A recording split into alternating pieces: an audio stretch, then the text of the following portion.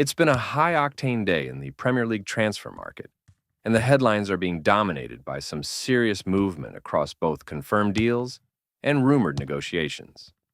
Let's start with João Félix, whose transfer saga has finally reached a new chapter.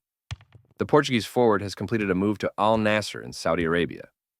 This deal is reportedly worth an initial $26.2 million, with performance-related add-ons potentially raising the total package to nearly $43.7 million. For Chelsea, this is both a financial relief and a fresh opportunity to recalibrate their attacking strategy. Although Félix had only shown glimpses of brilliance during his time at Stamford Bridge, his high wages and inconsistent impact made him more of a luxury than a necessity under Enzo Maresca's evolving system. Chelsea are now expected to reinvest part of the income into two key targets: Jorrel Hato from Ajax, a highly rated teenage defender, and Xavi Simons, the Dutch attacking midfielder currently at RB Leipzig.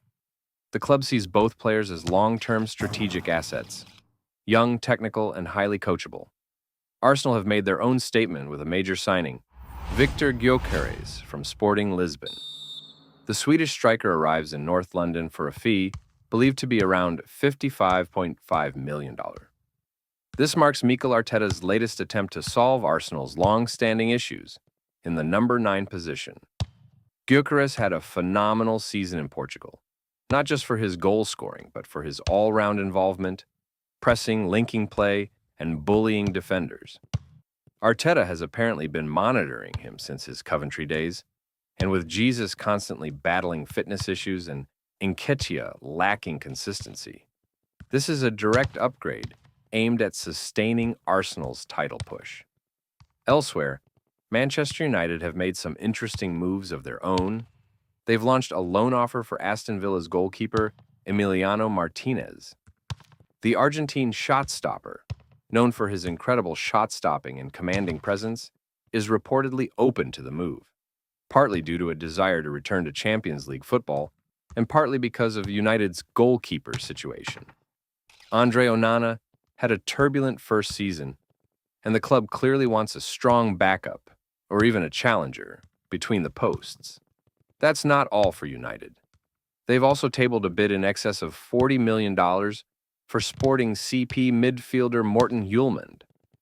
The Danish international fits Erik ten Hag's blueprint for a deep-lying playmaker, someone capable of dictating tempo, but with enough defensive tenacity to anchor a midfield three.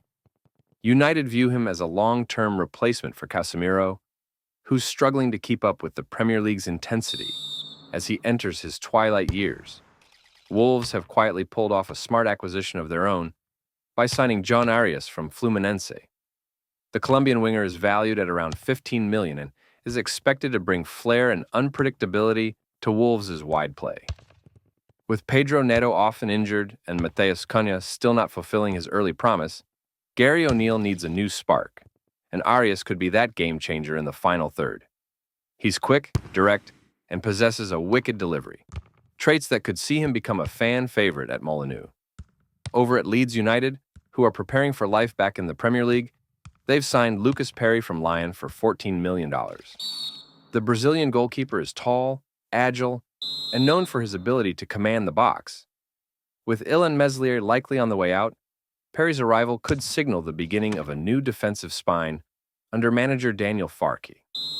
In addition, Manchester United have loaned out young goalkeeper Radek Vitek to Bristol City, while Chelsea's Mike Penders has joined Strasbourg on a similar temporary deal. Crystal Palace are reshaping their squad subtly but significantly. David Ozo, a talented midfield prospect, has gone out on loan to Derby County. The club clearly values his development and wants him playing regularly, which wouldn't happen just yet in Oliver Glasner's senior setup. Palace are also one of the clubs reportedly eyeing Ukraine international Artem Dovbyk. The striker has been prolific in La Liga and represents a physical, traditional number 9 that could replace the aging Jean-Philippe Mateta if an offer comes in. Meanwhile, there's plenty of rumor and smoke swirling around other big names. Liverpool are said to be monitoring Newcastle's Alexander Isak, though that deal may depend on whether Newcastle can convince Chelsea to part with Nicholas Jackson. Isak, who had an impressive season with the Magpies, is seen as a potential long-term replacement for Darwin Núñez if he continues to be erratic in front of goal. Speaking of Chelsea, while they offloaded Félix, they're still deeply active in the market.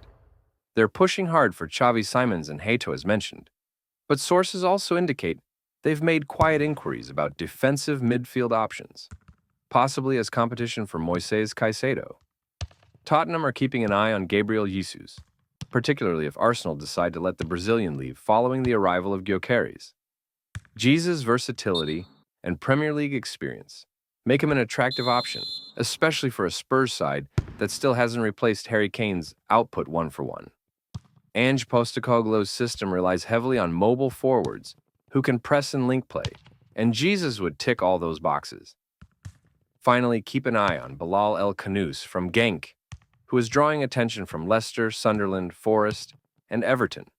He reportedly has a £22.5 million release clause that could be activated in the event of relegation, and his technical skill set has Premier League clubs drooling.